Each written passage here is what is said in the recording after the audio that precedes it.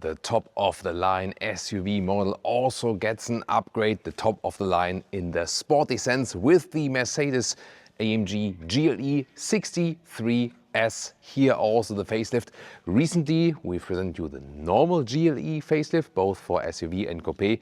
And now we have the AMG 63 version with the 8-cylinder under the hood. What's new? And everything of that here counts for coupe and SUV, just to mention that. And now with Thomas and Autogefühl in 4K, full screen, full length. Let's go with this new front grille. Really massive vertical fins in there. Then you have the large Mercedes star. It's also illuminated on markets where it's allowed, for example in the North American market. This one here also carries a night package, so then you have this dark chrome grille right here. Otherwise it would be brighter, and I can show you that with the GLS 63 just very quickly. Here, this is the bigger brother, so to speak, and this one here has the standard grille without the night package. Then it is actually in chrome. So back to our 63 GLE. I've also revised the lower bumper and also typical the air intakes here for the AMG. So everything is about air intakes right here. The color we see here is, by the way, Ireland green. So best greetings also to our Irish viewers today. And you also have the AMG crest on top of the hood. Then new lamp design also here for the AMG version. I have still activated the turning indicators or headlights because in the bright sunlight you can better see them when they're yellow. Otherwise this is the daytime running light. And you can also differentiate. The GLE has, this horizontal logic, whereas the GLS then has them, above each other. So let's take a look at the side profile. But wait a minute, have you seen it as well? When I was approaching the car, I was like, is the hood properly closed? Yeah, it is properly closed, but this gap here is actually functional as well for even more air intake. Yeah, that's what they said. But this is also the same for the normal version, not only for the AMG. And by the way, here in the background, AMG has some fancy decorations, obviously, and yeah, they thought, let's make it a 70s discotheque or something. Yeah, I hope you're not irritated by that. Welcome to the psychedelic AMG showroom. Let's focus on the car here with the coupe side silhouette. As I said, it's available here as the coupe and also as the SUV. In this top AMG spec, a lot of customers also fancy the coupe silhouette because it's even sportier. Interesting is that the wheelbase of the coupe is 6 centimeters shorter, just a tiny bit, than the one of the SUV. I wonder, why would you do that in production? I mean, it's not really cost effective to do that kind of production. The logic behind it is when the coupe has a shorter wheelbase, it has a little bit sportier handling, especially for the AMG version. That might make sense. The total length here is 4 meters 94 or 194 inches. Wheels here, the biggest ones that are available in 22 inch. It would start with 21 for the GLE 63, here with 22, and also optional the carbon ceramic brakes. Also then here with these golden or orange golden brake calipers, massive styling, definitely. And interesting that we have a small little detail here. Here the fuel cap. This is not standard, sadly, it's an option. So there you have a special AMG fuel cap. Look at that. So yeah, I would have liked that they make something like this standard, that you don't have to individually select this. Then the coupe once again stays, let's say, a little bit more like before. You do also have here the stars on the inside of the tail lamps. This is new. There you can also see the turning indicator, for example. But the main difference is here, this is all body color. If you would have the SUV version, then you would now also have this huge black connecting decor element we also know from the GLC EQ now. It is more like, say, a modern design language. I found it that way more beautiful because between the lamps, it should be body color, shouldn't it? Or make the lamps connecting. But why would I need like a big black bar here in between? Shall I show you how it looks like? Because that's actually also with the GLS. 63, yeah, you know, like GLC, GLE, GLS. Yeah, and I mean, this looks also massive here with 23-inch wheels, the biggest ones available for the GLS 63 here. And this is actually how the GLE 63 would also look like in the rear with this huge black bar right here. And I don't know, I'm not a big fan of that. Are you? Tell me in the comments. Here, by the way, 3 rear stars for the GLS, and you have 2 then for the GLE models right there. What else technology-wise? You have air suspension. It also adapts to the speed, so when you're driving a little bit faster, it goes down. You can set it in the sport mode to a sportier mode, for example. In the comfort mode, it's more comfortable. Rear-wheel drive? No, it's all-wheel drive always, but with a rear-wheel biased concept, and then it also is pretty much variable, this all-wheel drive, where it sends the power to which kind of percentage. And then we can take a look here at the lower part. This is then the exhaust, also dark chrome with this night package. And you can see these are... Oh, the Autogefühl exhaust release has a big echo here in this outside white bath tube studio. When I... So the Autogefühl fake exhaust release is not happy to see this. This will get a fine, definitely, yeah, because the real exhaust is on the inside. They say they have also massively worked on the exhaust node. Sadly, it's not allowed yet to turn it on here today because this is not like the finalized motor, engine, software, and so on, they say. So we're going to do that, if you like, you know, on the driving event very soon. But we can take a look under the engine hood and talk about this meanwhile. So there we go. Because the struggle nowadays is you have new emission laws and you need to bring down emissions. At the same time, you want to keep all the power figures. So what happened with the normal GLE models was that all engines, you know, they got mild hybrid system if you didn't have one so far, and also they got the torque boost. Here the torque stayed the same at 850 Newton meters, 612 horsepower. There we go. For this 4-liter V8 bi-turbo, so handcrafted as well.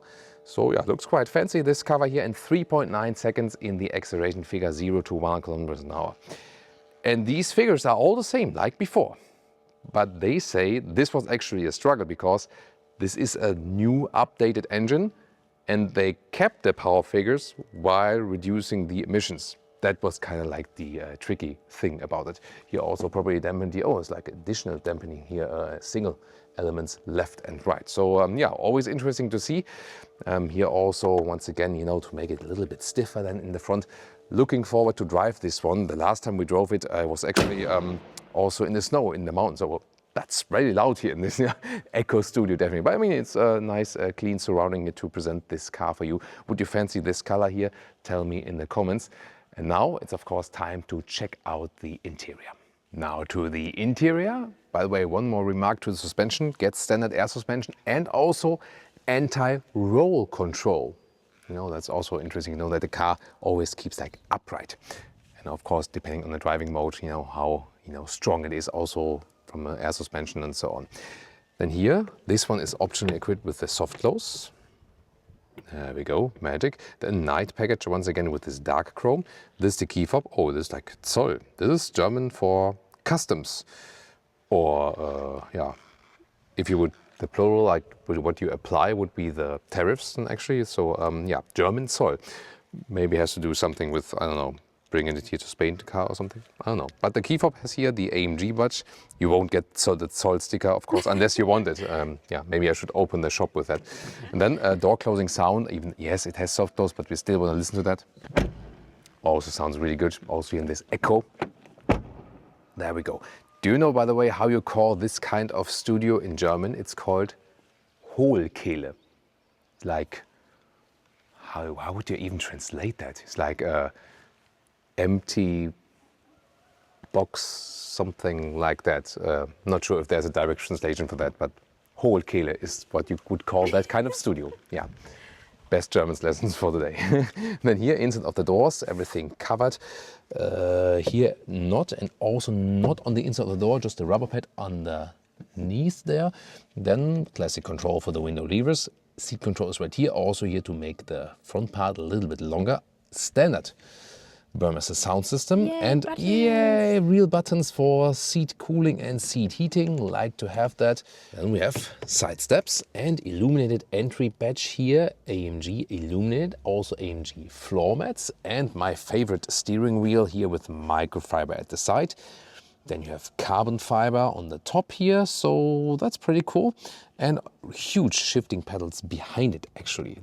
That's also resonates very well. And yes, return of the real rock and rollers, as Mercedes calls them.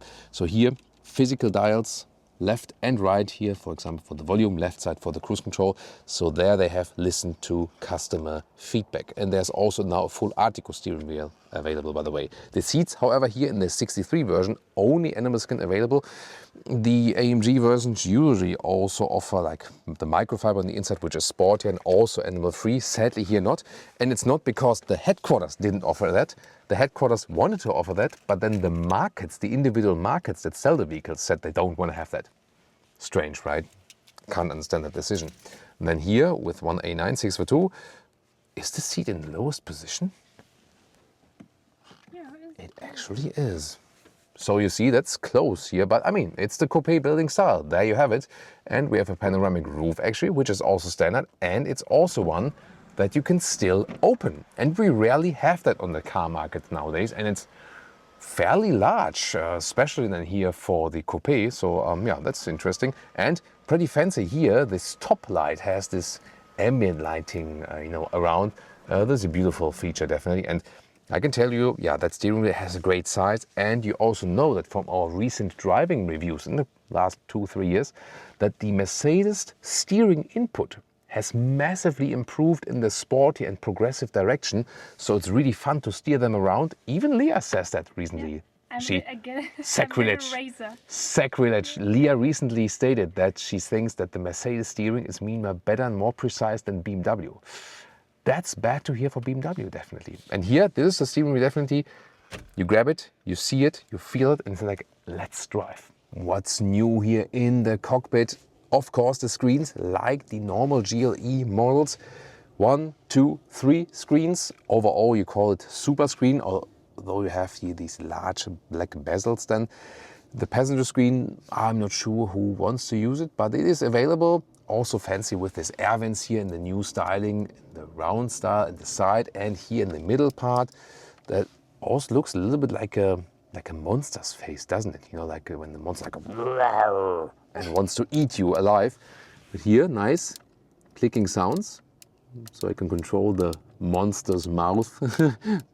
There's a pretty cool clicking sounds need. And here in the GLE, that's the stuff. Still with the manual climate unit, also once again with nice clicking sounds. So we have so many new Mercedes models where we do not have that anymore. Switch gear is here, drive, reverse, park, easy to do that. And also, for the ignition then, that's all then there. The middle console, also news here. We have carbon fiber decoy element here, but also then on the middle console. So that reduces the amount, and here, even on this, like hand thing, that reduces the amount of high gloss like piano lacquer. And that's a good thing. But you have to pay attention in the configurator of that, for example. Here, this touchpad was something they invented at some point. I think, not sure if people really used it. Maybe tell me in the comments. I never used it when I was driving this car, actually, because it's too vague to do something with that, honestly. Drive mode selector is also here, that you can go comfort mode, sport mode here. So also have some new visualizations then for the individual driving modes then in the infotainment as well. You can slide this one here open in the front, pretty massive. Inductive charging pad with 2 USB-C chargers as an alternative. Then adaptive cup holders, but they won't hold bottles that tight. And here you can cool or heat your beverages. That's also a cool feature that they always think about in GLE, GLS. Why?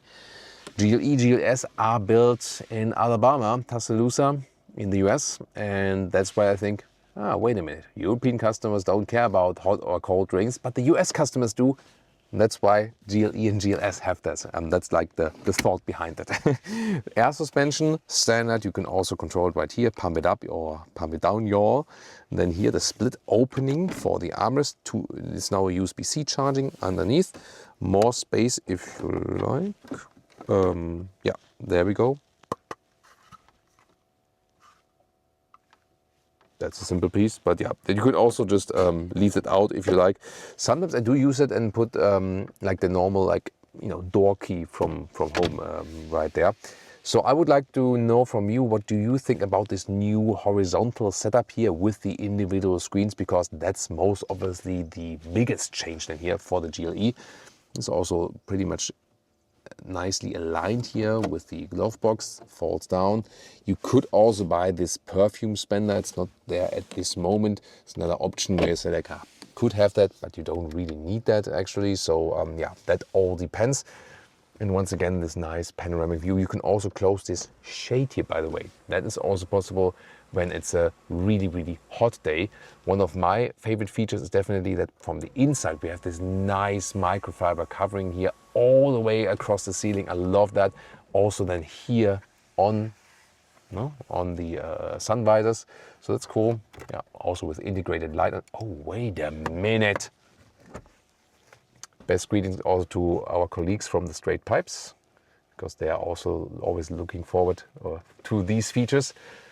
We have the dual sun visor, guys. Nice. That's cool, and all with microfiber, which makes me wonder even much why the microfiber, which is everywhere, didn't make it on the seats where it makes most sense. Now the driver POV, once again with the real jogs here at the steering wheel. Here, this is then still capacitive though. Here you can press in there, that's possible, but you can also turn it and to switch to another. Oh, now we're talking. Brum, brum, brum, yeah, indeed. And on the right side, the driving mode selection. Not sure if that one does. If I press in here, I can, but it doesn't change anything then. Yeah, so this one more for the turning only, but it is, you know, theoretically touch on both sides. And then here the digital instruments. This looks interesting because like you know, it's like flipped to the inside in this driving mode. Wait a minute. Is that supposed to look like that? Do you see what I mean, guys? What the? Yeah, that's interesting. Yeah, so you don't have any problem with your eyes. That is the way it is. But you can also switch to this more modern view, although I would prefer this analog gauge view if it was just straight in the tilting. Okay, and you can also go for this map view.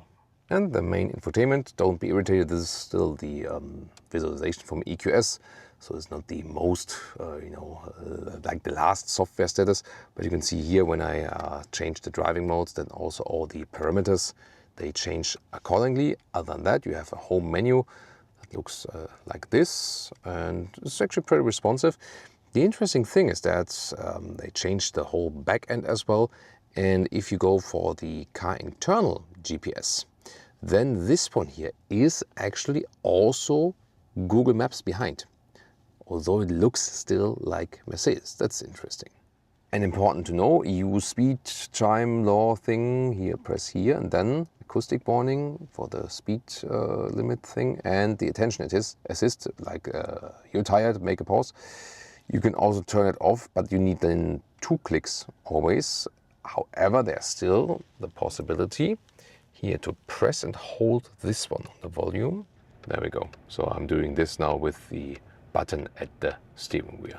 And now we're in the AMG psychedelic club.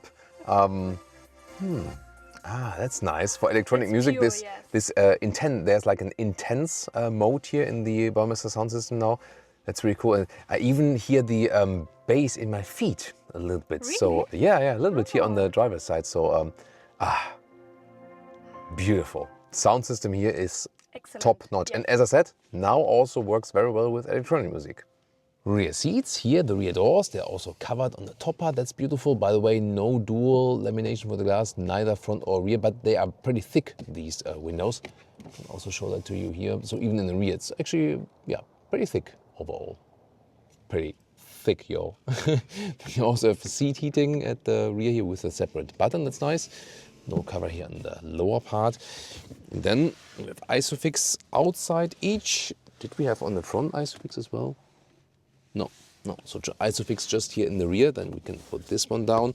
Cup holders also with some adaptive knobs here. I can also just lower this ski hatch here. That's possible, but you cannot change the inclination or something. Is it still okay from the headroom, although it's the coupe? Well, it raises here, so that still works with 1A9 6x2, and legroom is also fine, actually. I mean, it's a large car, so should have that definitely.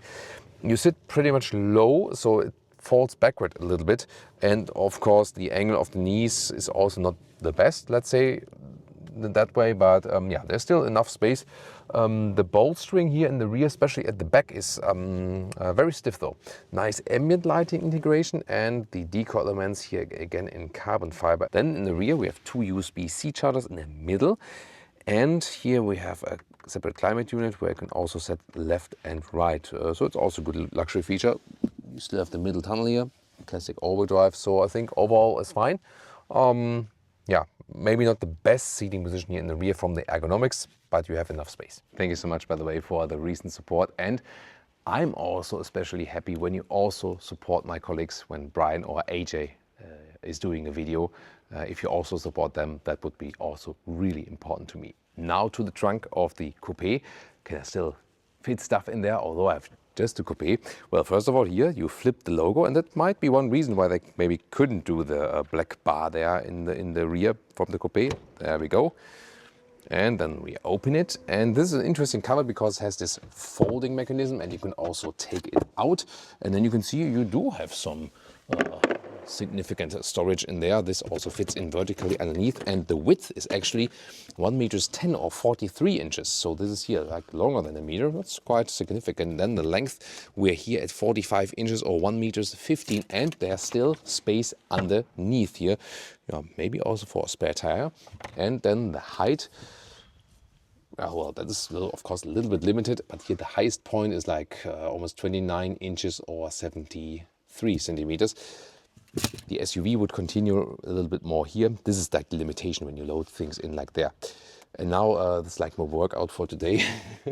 Can reach over like this and like this and like this. So, and then the full length, 4K, full screen, full length in, it's like 1 meters 90, 75 inches. And if you wonder what is the most time consuming part of the review, it is this actually, because it's a long take. You always have like fold seats if it's a 3-row car, even more so.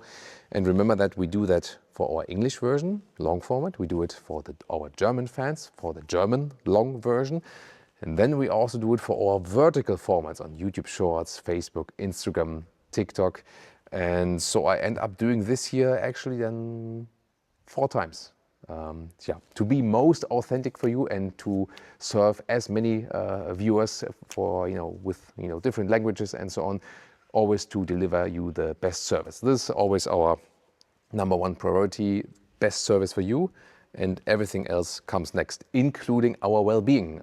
Sometimes, yeah, Leah knows what I'm talking about, so sometimes have the motivator to keep going, but I hope you still see that we still enjoy what we do. The sun has begun to set. There you can also see the signature a little bit better than here now with this new star design, so to speak. And about the pricing, well, the official prices for the facelifts are not out yet. However, the older ones start at 140,000 euros here for the AMG 63 version. So we can expect at least some 150K, I think. And when you then look at that one, this had already a lot of options and so on. I mean, even this AMG fuel cap here right there. So yeah, this will then rather move towards the 200K. And of course, that's ridiculously expensive. Gotta say that for sure. However, I'm looking forward to how it drives. I already know it from the pre-facelift. It drives very, very well. As a little bit cheaper alternative, there would be also the 53 versions. That is also possible. They are available as MHEV, the normal like mild hybrid system, and also as the plug-in hybrid versions. So that would be also something. And I would like to know from you, would you like to see a driving review of this one here, the facelifted 63S, or would you also like to see driving review here of the updated GLS 63, then please vote for that in the comments. And now check out more AMG reviews.